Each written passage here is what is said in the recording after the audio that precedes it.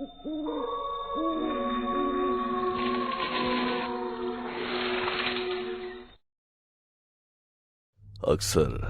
हम अपने बड़ों से कुछ ऐसी कहानियां या यूं कहें कि उनके साथ बीती कुछ ऐसी घटनाओं के बारे में सुनते हैं जिन पर यकीन करना हमारे लिए बहुत मुश्किल हो जाता है।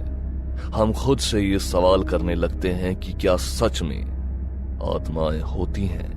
क्या कुछ लोग सच में कुछ ऐसा महसूस करते हैं या उन्हें कुछ ऐसी चीजें दिखाई देती हैं जो उन्हीं के साथ खड़ा एक दूसरा इंसान ना तो देख पाता है और ना ही महसूस कर पाता है। इस दुनिया में आत्माओं से जुड़ी ऐसी कितनी घटनाएं हैं जिन्हें लोग चाह कर भी झुठला नहीं सकते। नितेश भी हम सब की तरह आज के जमाने का एक नवयुवक था। उसे अपनी लाइफ में एडवेंचर करना बहुत पसंद था। बात आज से लगभग कुछ साल पुरानी है। रात का समय था। नितेश ट्रेन में बैठकर अपनी नानी माँ से मिलने के लिए अपने गांव जा रहा था। उसका स्टेशन बस थोड़ी ही देर बाद आने वाला था। वो अपना सामान अपने बगल में रखकर ट्रेन से उतरने को तैयार था। रात के लगभग 12 बज रहे थे। ट्रेन भी अब स्टेशन पर रुक चुकी थी। ट्रेन से उतरकर अपना सामान लेकर नितेश स्टेशन के बाहर एक टैक्सी ढूंढ रहा था। तभी उसे अपने सामने एक टैक्सी दिखाई पड़ी। वो अपने गांव तक चलने के लिए उस टैक्सी वाले से पूछने लगा, लेकिन टैक्सी वाले ने जैसे ही उसके गांव का नाम सुना तो अचानक उसके चेहरे का रंग ही उड़ गया और उसका पूरा माथा पसीने से भीग गया। उसे अचानक इस तरह घबराया हुआ देखकर नितेश ने उससे पूछते हुए कहा, क्या हुआ भैया? अचानक आप इस तरह से घबरा क्यों गए? आपकी तबीयत तो ठीक है ना? टैक्सी वाले ने नितेश की बात बड़े ही गौर से सुनी, लेकिन उसने उसकी बात का कोई जवाब नहीं दिया और अपनी टैक्सी स्टार्ट करके तुरंत ही वहां से चला गया। नितेश को उस टैक्सी वाले का बर्ताव कुछ अजीब लगा, लेकिन उसने उसे नजरअंदाज करते हुए वहां खड़े बाकी टैक्सी चालकों से उसके गांव तक चलने के लिए पूछा, लेकिन कोई भी टैक्सी चालक उसके गांव चलने को तैयार नहीं हुआ। इसलिए नितेश को कुछ बहुत अजीब सा महसूस हुआ और वो एक टैक्सी वाले से उसके गांव ना जाने का कारण पूछने लगा। अरे साहब, आप तो ऐसे पूछ रहे हो जैसे आपको कुछ पता ही नहीं। क्या मतलब? क्या साहब? आप जानते नहीं है क्या उस स्त्री के बारे में? अगर इतनी रात को हम उस रास्ते से गए तो बाकी सबकी तरह वो हमें भी नहीं छोड़ेगी। क्या कहा स्त्री? क्या नॉनसेंस बातें कर रहे हो तुम तो ये? आज के जमाने में तुम ऐसी मनगढ़ंत कहानियों पर यकीन करते हो? अरे भाई, चाहिए तो डबल पैसे ले लेना, पर अभी प्लीज चलो, मुझे जल्दी घर पहुंचना है। चाहे आप मुझे 2 गुने पैसे दो या 4 गुने, लेकिन मैं इस वक्त उस रास्ते पर नहीं जाऊंगा। अरे मैं तो क्या, कोई नहीं जाएगा। आप मेरी बात मानो और सुबह होने तक इंतजार करो, नहीं तो आपका भी वही हाल होगा जो आपकी तरह शहर से आए सभी जिद्दी लोगों का होता है। पता नहीं क्या नॉनसेंस है। छोड़ो यार, जाने दो, मैं पैदल ही चला जाऊंगा। नितेश का गांव रेलवे स्टेशन से बस कुछ किलोमीटर की दूरी पर था, इसलिए वो पैदल ही अपने गांव जाने के रास्ते पर निकल गया। वो पूरा रास्ता बिल्कुल सुनसान था।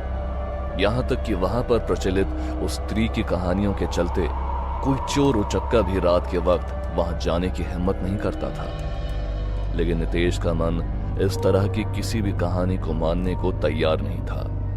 वो अपने सामान को लेकर पूरी तेजी से गांव की तरफ बढ़ रहा था कि तभी अचानक रास्ते में पड़े एक पत्थर से उसका पैर टकराया और वो सीधे जमीन पर जाकर गिर पड़ा। गिरने की वजह से उसके पैर में अचानक तेज दर्द होने लगा। वो उसी पत्थर का सहारा लेते हुए उठा और फिर से चलने की कोशिश करने लगा, लेकिन वो कुछ कदम चलकर तेज तेज हाँफने लगा कि तभी उसकी नजर रोड के दाईं तरफ पड़ी। उसे जंगल से किसी की पायल की आवाज सुनाई दी। उसने जैसे ही उस ओर मुड़कर देखा तो उसके सामने लाल साड़ी पहने एक बहुत ही खूबसूरत लड़की खड़ी थी। उसे देखते ही वो जंगल में उस लड़की के पीछे जाने की कोशिश करने लगा कि तभी अचानक वो लड़की उसकी नजरों से ओझल हो गई। वो अपनी आंखें मसलता हुआ इधर उधर उस लड़की को ढूंढने लगा कि तभी जंगल के भीतर कुछ दूरी से उसे फिर से वही पायल की छन छन सुनाई थी। वो तुरंत उस आवाज को सुनकर इधर उधर देखने लगा तो उसे फिर से अपने सामने कुछ दूर खड़ी वो लड़की दिखाई दी। वो अपने हाथों से उसे अपने पास आने का इशारा करने लगी। नितेश उसकी खूबसूरती को देखकर मानो उस पर मोहित हो गया और बिना कुछ सोचे समझे वो उसकी ओर बढ़ने लगा। वो जैसे ही उसके पास पहुंचा तो वो लड़की भागती हुई सामने एक बहुत ही सुंदर किले में चली गई। अब नितेश को उसके बारे में जानने की जिज्ञासा और ज्यादा बढ़ने लगी। वो उसके पीछे पीछे उस किले के अंदर चला गया कि तभी उसे अपने पास कुछ ठंडी हवाएं महसूस होने लगी। उसने जैसे ही सामने की ओर देखा तो वो नजारा देखकर वो जैसे मंत्र मुग्ध हो गया।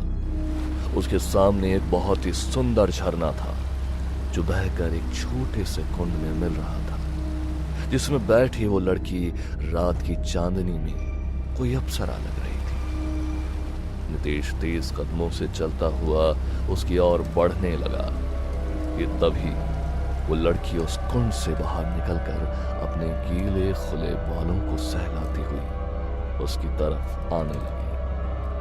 तभी अचानक नितेश ने उससे मुंह मोड़ा और वो अपने बैग से कुछ निकालने लगा, लेकिन वो जैसे ही पीछे की तरफ मुड़ा तो उस लड़की का खूबसूरत चेहरा एक भयानक चेहरे में बदल गया और उसके सुंदर कोमल हाथ अचानक ही बदलकर किसी चुड़ैल की तरह दिखने लगे। वो अपने कंधे लंबे नाखूनों को नितेश की ओर बढ़ाने लगी। इससे पहले कि नितेश मुड़कर उसको देख पाता कि तभी वो अपनी आंखें बंद करते हुए उसकी ओर मुड़ा। उसके हाथ में एक बड़ा सफेद कपड़ा था। वो आंखें बंद करके उससे कहने लगा, आप ये ओढ़ लीजिए, यहाँ बहुत ठंड है, आपको सर्दी लग जाएगी। नितेश की ये बात सुनते ही उसका भयानक रूप अचानक उसी सुंदर रूप में बदल गया और उसने नितेश के हाथ से उस कपड़े को लेकर उसे अपने शरीर पर लपेट लिया। आप अब अपनी आंखें खोल लीजिए। उसके इतना कहते ही नितेश ने अपनी आंखें खोली और वो बड़ी ही सरल मुस्कान के साथ उस लड़की को देखने लगा। आप बुरा न माने तो आपसे एक बात पूछ सकता हूँ? हाँ, पूछो। तुम्हें डर नहीं लगता इतनी रात को ऐसे जंगलों में घूमते हुए? जानती हो आज का जमाना कैसा है, फिर भी यहाँ अकेले इतनी रात को तुम क्या कर रही हो? नितेश की ये बात सुनकर वो उसकी ओर देखकर मुस्कुराने लगी। नहीं, मुझे किसी का डर नहीं। कुछ विचित्र हो तुम। अच्छा मुझे बताओ, तुम्हारा घर कहाँ है? मैं तुम्हारे साथ चलता हूँ। इतनी रात को यूं यहाँ रहना खतरे से खाली नहीं। ठीक है, तुम मेरे आगे चलो। उसकी बात मानकर नितेश आगे की ओर बढ़ने लगा और वो उससे बातें करता हुआ उस किले से बाहर आ गया। लेकिन उसने थोड़ी ही देर बाद जैसे ही पीछे मुड़कर देखा तो वो लड़की और वो किला दोनों ही वहां पर नहीं थे। ये सब देखकर वो बुरी तरह घबरा गया और तुरंत ही वो अपने दर्द को भूलकर तेज कदमों से चलता हुआ अपने गांव पहुंचा। उसने घर पहुंचते ही अपनी नानी को अपने साथ हुए इस हादसे के बारे में बताया तो उसकी नानी भी सर से पांव तक डर से कांप उठी। तुझे मना किया था ना कि रात के समय यहाँ आने को, लेकिन तू कहाँ किसी की सुनता है। भगवान का शुक्र है कि मेरा बच्चा सही सलामत अपने घर आ गया। इतना कहकर नानी ने रोई से एक बाती बनाई और दिया जलाकर उससे नितेश की नजर उतारने लगी। उसकी नजर उतारकर नानी ने उस दिए को घर के बाहर रख दिया और घर के सभी खिड़की दरवाजों को अच्छे से बंद कर दिया। तभी नितेश अपनी नानी से बार बार उस लड़की के बारे में पूछने की जिद करने लगा। मत ले नाम उसका, स्त्री है वो, स्त्री। नहीं नानी, मैं नहीं मानता। अगर ऐसा कुछ होता तो वो मुझे जिंदा क्यों छोड़ती? तुम ही बताओ। ये सब मैं कुछ नहीं जानती। तू अपने कमरे में जा और जाकर सो जा और आज के बाद कभी उसका नाम भी मत लियो। कल मंदिर में जाके तेरे नाम से दान करूंगी, फिर सारा खतरा टल जाएगा। जा, तू सो जा। नानी की बात सुनकर नितेश कमरे में सोने चला गया। उसकी आंख लगी ही थी कि तभी उसे अपने पास वैसी ही ठंडी हवाएं महसूस होने लगी। वो बार बार उसी लड़की के बारे में सोच रहा था कि तभी उसे अपने पास किसी के होने का एहसास हुआ। उसने जैसे ही अपनी आंखें खोली तो वही खूबसूरत लड़की उसके सामने थी। वो उसके पास बैठकर बड़े ही प्यार से उसे निहार रही थी। नितेश को अपने साथ हो रही ये चीजें बिल्कुल समझ नहीं आ रही थी, इसलिए उसने उस लड़की की ओर देखा और उससे पूछते हुए कहा, कौन हो तुम? इतना तो मैं जान चुका हूं कि इंसान नहीं हो तुम। लोग तो तुम्हें कहते हैं कि तुम कोई स्त्री हो, लेकिन मैं ऐसा नहीं मानता।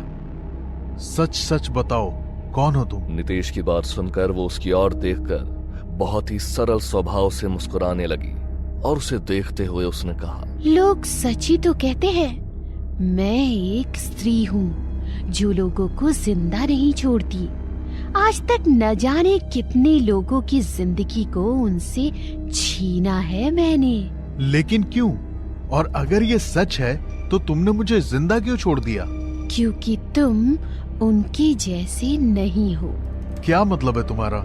मैं कुछ समझा नहीं। नितेश के पूछने पर वो लड़की उसे अपनी कहानी बयां करने लगी। आज से लगभग 40 साल पहले मैं अपने पिता के साथ इसी गांव में रहती थी। मैं बहुत खूबसूरत थी, इसलिए हर कोई मुझे हमेशा बुरी नजर से देखता था। और एक रोज जब मैं अपने खेत से पिता के साथ गांव की तरफ जा रही थी, तभी अचानक से कुछ लड़कों ने हमारा रास्ता रोक दिया और मेरे साथ छेड़छाड़ करने लगे, जिसके बचाव में मेरे पिताजी बीच में आए, पर इससे वो सब बहुत गुस्सा हो गए। तभी उन लड़कों ने पहले मेरे पिताजी को जोर से धक्का दिया, जिससे वो दूर एक पत्थर पर जा गिरे और उन्होंने वहीं दम तोड़ दिया। नहीं पिताजी। उसके बाद उन्होंने मेरा पीछा करना शुरू कर दिया, पर जब उनसे बचने का कोई भी रास्ता मेरे सामने नहीं बचा तो मैंने उसी पहाड़ी से कूदकर अपनी जान दे दी। तभी से उस रास्ते से गुजरने वाले हर मुसाफिर को एक स्त्री नजर आने लगी, और जो भी उसे अकेली पाकर उसके साथ दुर्व्यवहार करने की कोशिश करता वो उसे मार देती। वो नहीं चाहती थी कि जो उसके साथ हुआ वो किसी और लड़की के साथ हो। स्त्री की कहानी सुनकर नितेश की आंखों में आंसू आ गए कि तभी एक झटके के साथ अचानक उसकी नींद टूट गई। उसने हड़बड़ाकर उधर उधर देखा तो उसके बगल में वो लड़की नहीं थी, लेकिन उसके बिस्तर पर उसकी निशानी एक पायल के रूप में थी। नितेश ने उस पायल को उठाया और उसे अपने बैग में रख लिया। अब वो उस लड़की और उसकी कहानी के बारे में सब कुछ जान चुका था। लोग उन हादसों को तो जानते थे जो मुसाफिरों के साथ घटते आ रहे थे, लेकिन वो उसके पीछे की दर्दनाक कहानी को आज तक नहीं जान पाए थे। उसे सिर्फ नितेश ने जाना, क्योंकि उसका मन सच्चा था और यही कारण था कि आज उसे किले में जाने के बाद भी वो सही सलामत अपने घर लौटकर आ पाया था। अभी कुछ दिनों पहले ही राघव और नीलिमा की नई नई शादी हुई थी। शादी से पहले उन्हें एक दूसरे को जानने का समय ही नहीं मिला, इसलिए शादी के कुछ दिन बाद ही राघव उसे हनीमून पर मनाली ले आया। चारों तरफ कोहरा और बर्फ से ढकी हुई इमारतें, जिनका नजारा बेहद ही खूबसूरत लग रहा था। दिन भर बर्फ की उन वादियों में घूमते हुए वो दोनों भी बहुत थक चुके थे। राघव, चलो ना होटल चलते हैं, मुझे बहुत थकान हो रही है। अच्छा ठीक है, चलो चलते हैं। होटल रूम में वापस आकर नीलिमा खुद को रिलैक्स करने के लिए एक हॉट शॉवर लेने चली गई। वो अपने चेहरे को ऊपर की ओर उठाकर पानी की गर्म बूंदों से अपने चेहरे को धो रही थी कि तभी अचानक शॉवर से पानी की जगह गहरे लाल रंग के खून की बूंदें बहने लगी। शॉवर से बहते उस खून को देखकर नीलिमा डर के मारे चिल्लाने लगी। तभी शॉवर से बहता वो खून अचानक और तेज बहने लगा। नीलिमा ने डर के मारे जल्दी से उस शॉवर को बंद किया और कपड़े पहनकर बड़ी ही हड़बड़ी में बाथरूम से बाहर आ गई।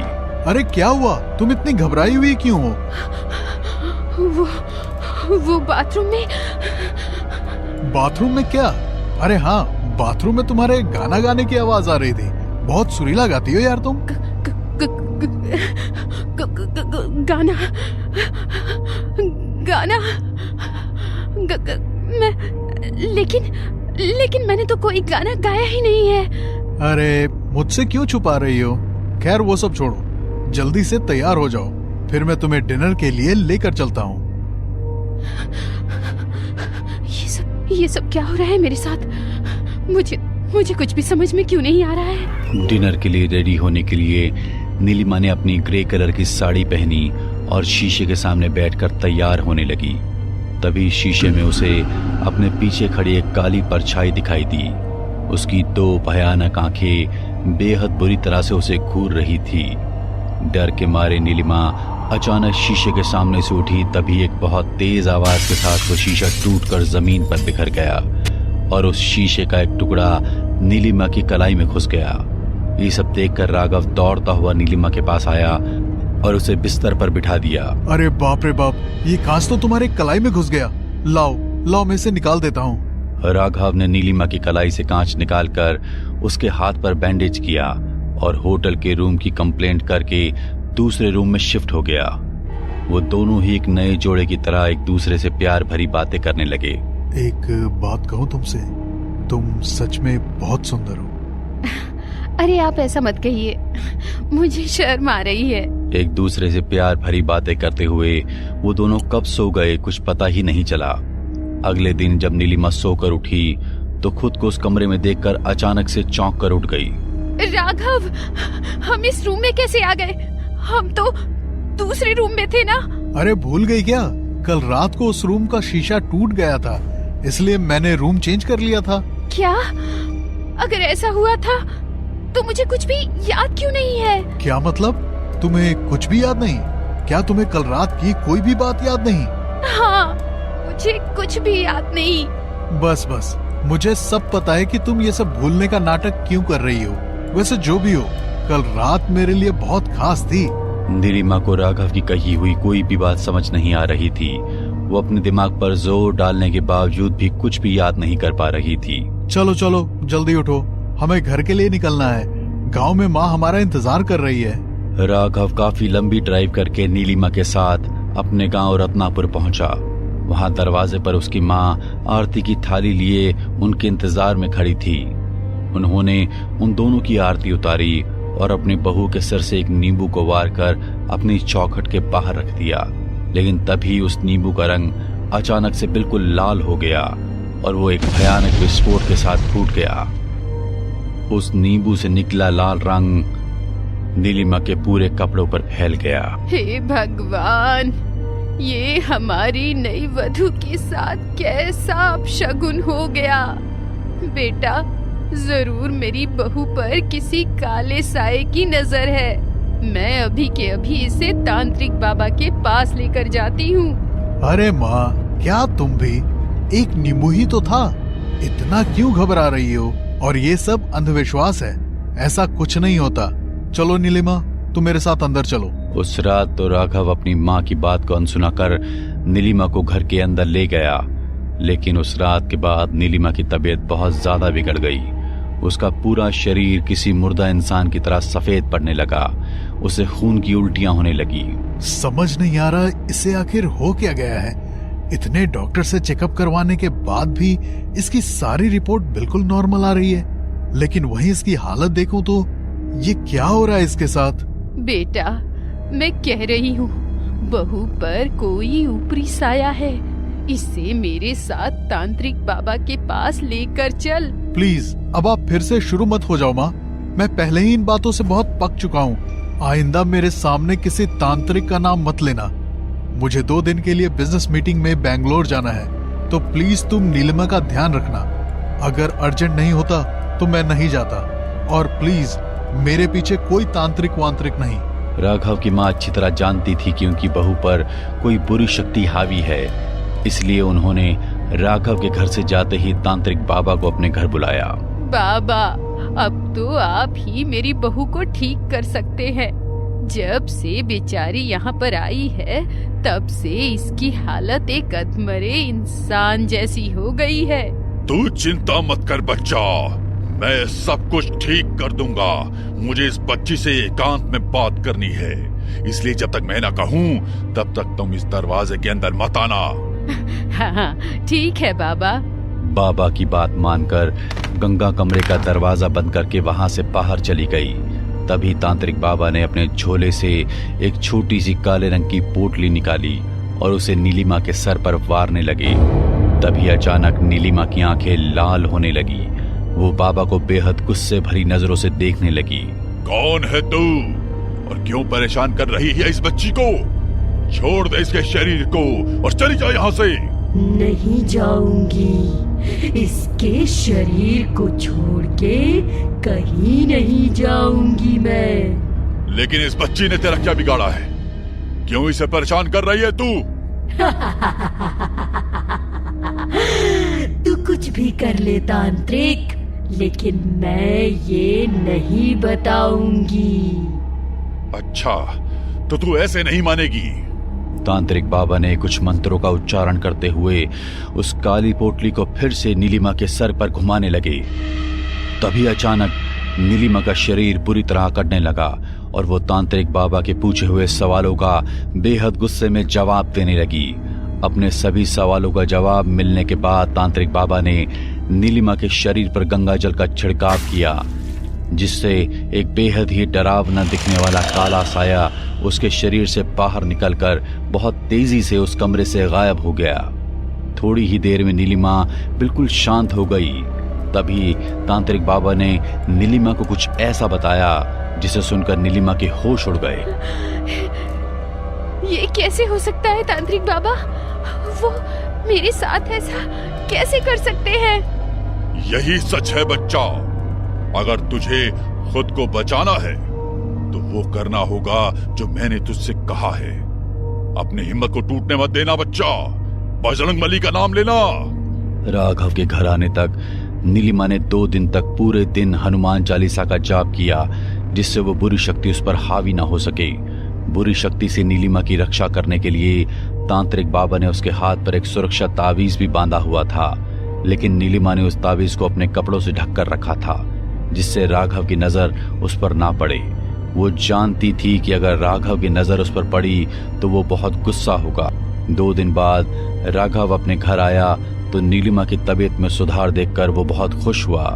तभी नीलिमा ने उससे कहा, राघव, हमारी शादी के बाद मैं तुम्हें कोई खुशी नहीं दे पाई, इसलिए आज मैंने तुम्हारे लिए एक सरप्राइज प्लान किया है। सरप्राइज? कैसा सरप्राइज नीलिमा? अभी तुम मुझसे कुछ मत पूछो, तुम बस मेरे साथ चलो। नीलिमा ने राघव की आंखों पर पट्टी बांधी और 2 घंटे की ड्राइव करके उसे अपने साथ एक बंद पड़े घर के कमरे में ले गई, जो देखने में किसी खंडर की तरह लग रहा था। अरे बाबा, अब तो मेरी आंखें खोलो, मैं भी तो देखूं मेरे लिए क्या सरप्राइज है। नीलिमा ने उसकी आंखों से पट्टी हटाई तो उस जगह को देखकर राघव के होश उड़ गए। ये तुम मुझे कहाँ ले आई हो? क्या बकवास है ये सब?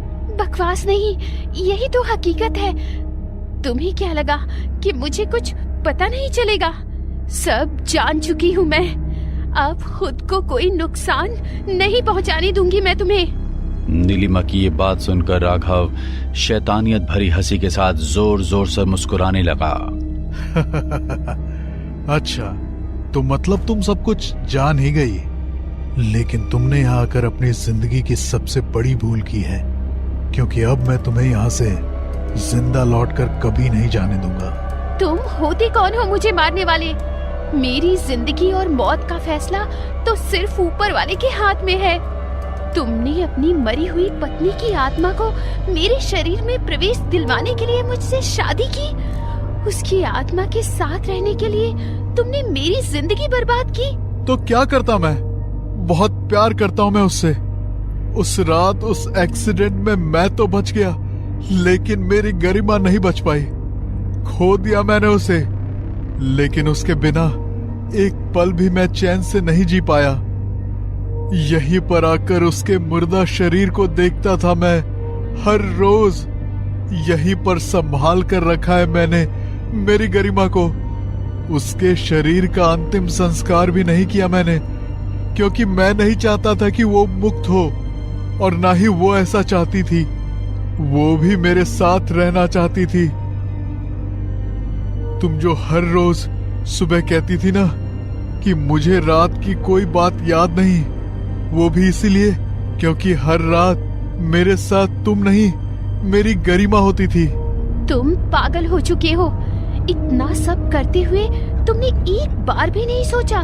मैं जानती हूँ कि आने वाली पूर्णिमा को मुझे मारकर तुम तांत्रिक क्रिया के जरिए उस आत्मा को हमेशा के लिए मेरे शरीर में प्रवेश करवाने वाले थे, लेकिन अब मैं ऐसा नहीं होने दूंगी। तभी उस औरत का साया नीलिमा के शरीर के बेहद करीब से बड़ी तेजी से गुजरता हुआ उसके सामने हवा में उड़ने लगा और बहुत ही डरावनी आवाजें निकाल कर नीलिमा की रूह को दहलाने लगा। अच्छा, तो अब बताओ कैसे रोकोगी मुझे? मैं रोकूंगा तुम्हें। तांत्रिक बाबा को अपने सामने देखकर राघव की रूह कांप गई।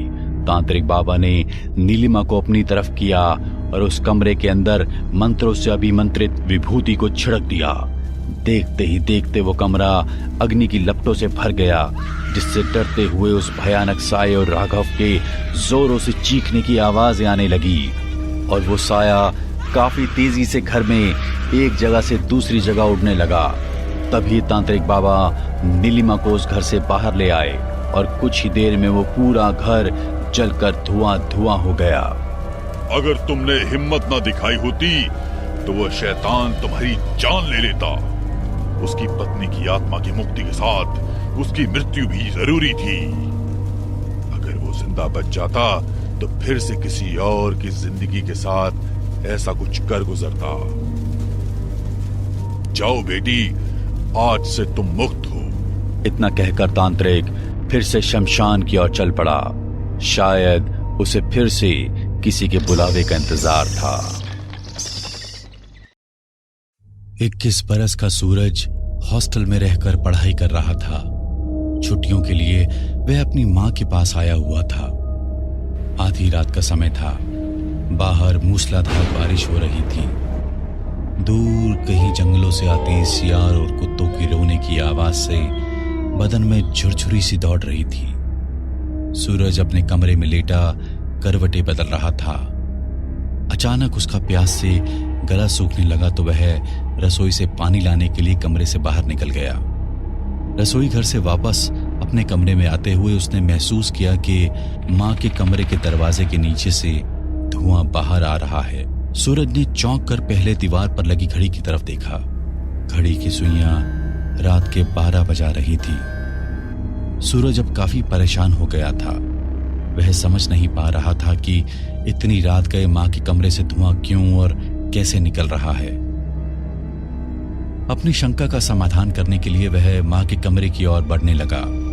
कमरे के बाहर पहुंचने पर उसे फुसफुसाकर मंत्र पढ़ने की आवाज सुनाई देने लगी। अपने मन में चल रही उथल पुथल को शांत करने के लिए वह मां के कमरे में खुलने वाली आंगन की खिड़की के पास आया और कमरे में झांकने लगा।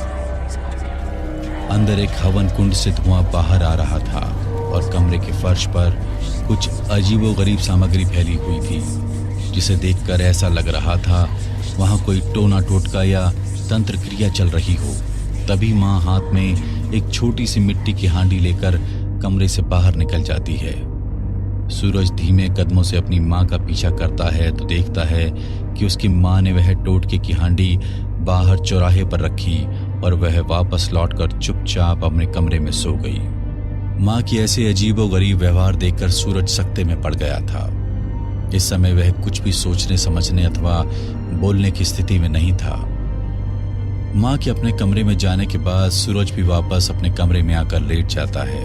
वो रात बीतने के बाद अगला दिन भी यूं ही उथल पुथल में बीत गया और रात घिर आई। जिज्ञासावश रात के 12 बजे फिर से सूरज खिड़की से अंदर झांकने लगता है। सामने उसकी मां काले कपड़ों में अपने लंबे बालों को खोलकर जमीन पर तंत्र का सामान फैला कोई तंत्र साधना कर रही थी। अंत में उसने फिर से एक मिट्टी की हांडी ली।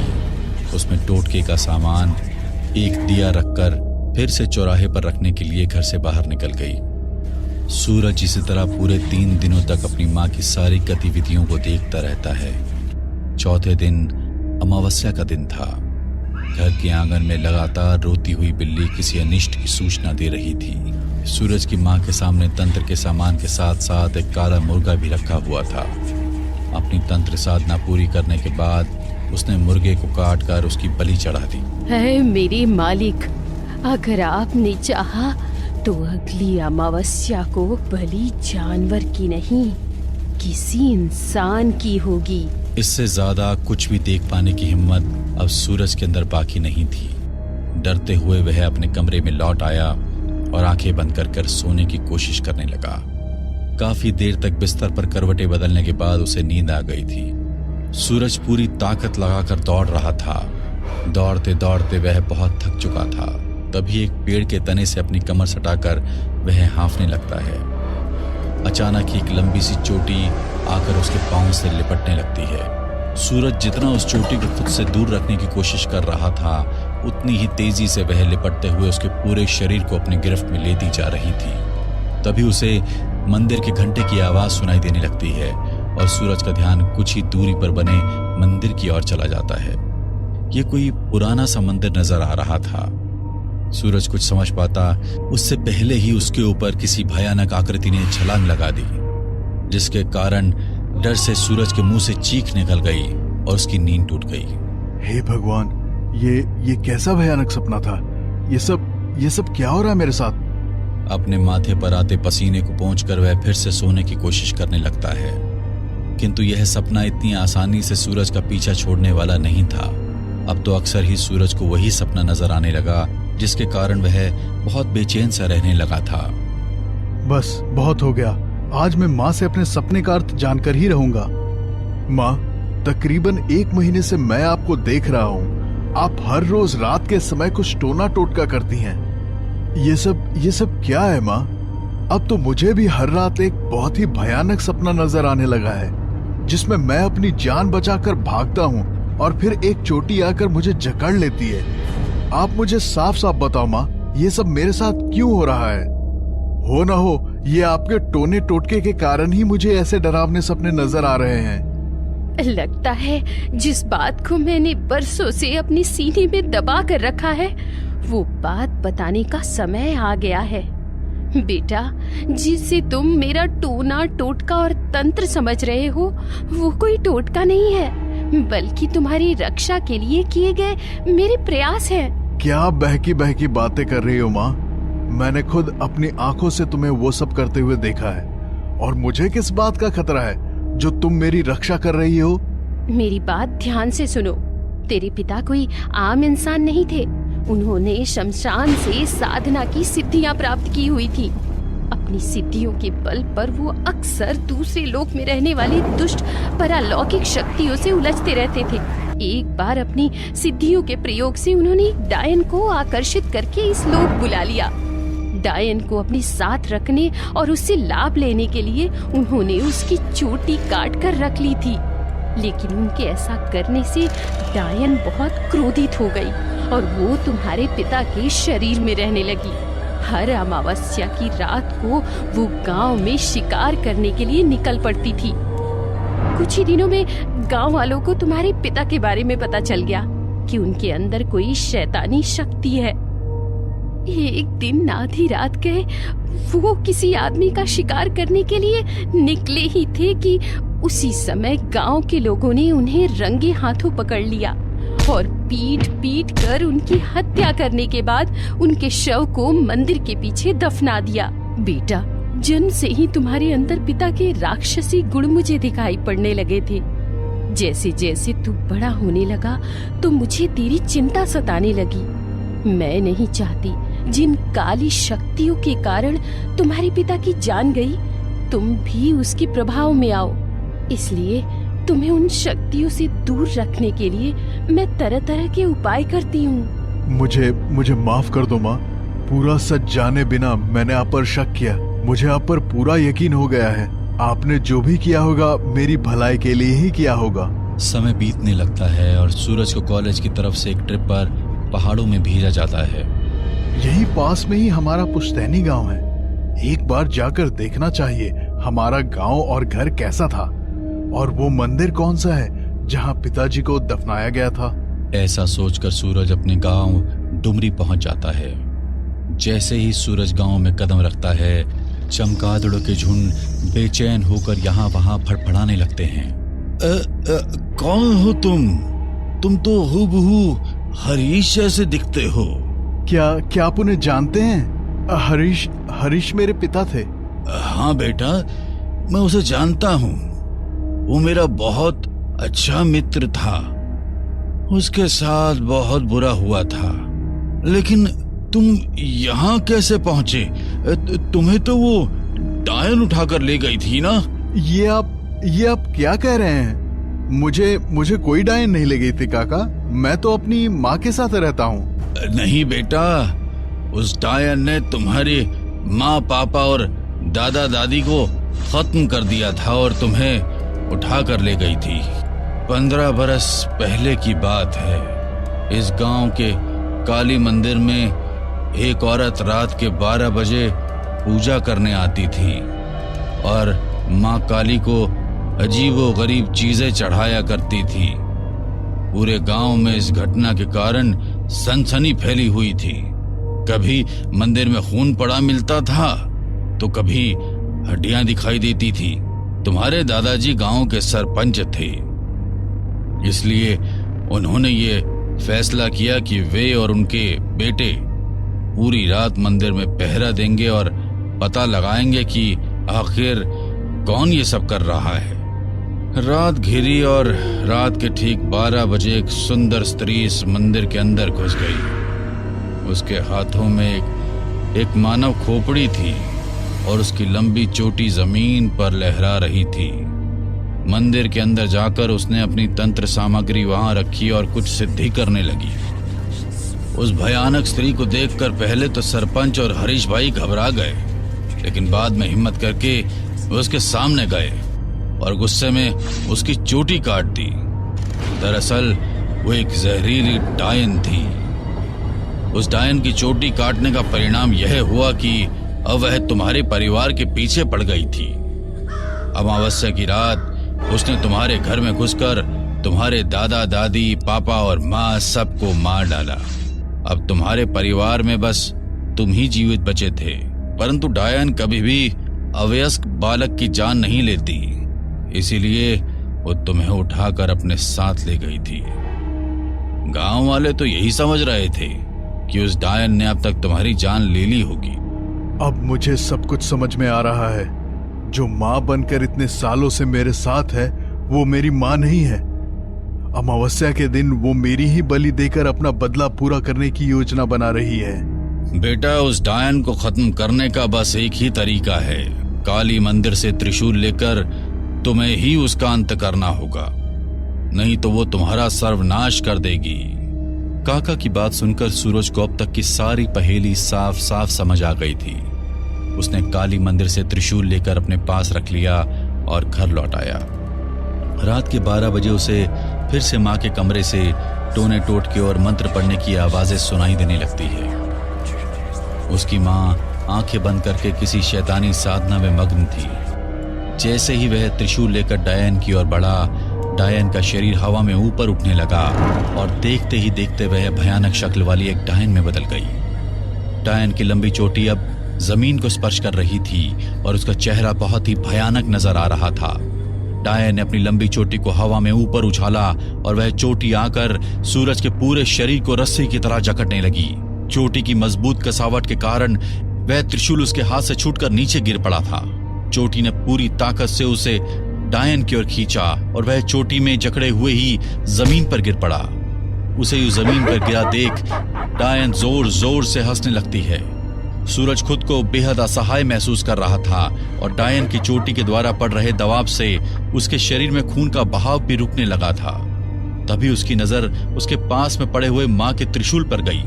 अपनी पूरी ताकत लगाकर उसने त्रिशूल उठाया और डायन की चोटी को उससे छू दिया। अचानक ही डायन की चोटी की पकड़ खुलने लगी और वह उसके शरीर से दूर हो गई। मौके का फायदा उठाते हुए सूरज ने जाकर माँ काली का त्रिशूल डायन के सीने में घोंप दिया। एक जोरदार चीख के साथ डायन वहीं जमीन पर गिर पड़ी और धुएं के बवंडर की तरह हवा में गायब हो गई। हमें पूरा यकीन है दोस्तों कि आप लोगों को ये कहानी जरूर पसंद आई होगी। अगर आपके साथ भी कुछ ऐसे अनकहे किस्से हो चुके हैं तो प्लीज हमारे साथ शेयर करें, हम जरूर अपने चैनल पर उनको दिखाएंगे। हमारी ईमेल आईडी नीचे डिस्क्रिप्शन बॉक्स में दी गई है, तो प्लीज हमारे वीडियो और चैनल को शेयर एंड सब्सक्राइब करें और बने रहे हमारे साथ ऐसे ही अनकहे किस्से और कहानियां सुनने के लिए।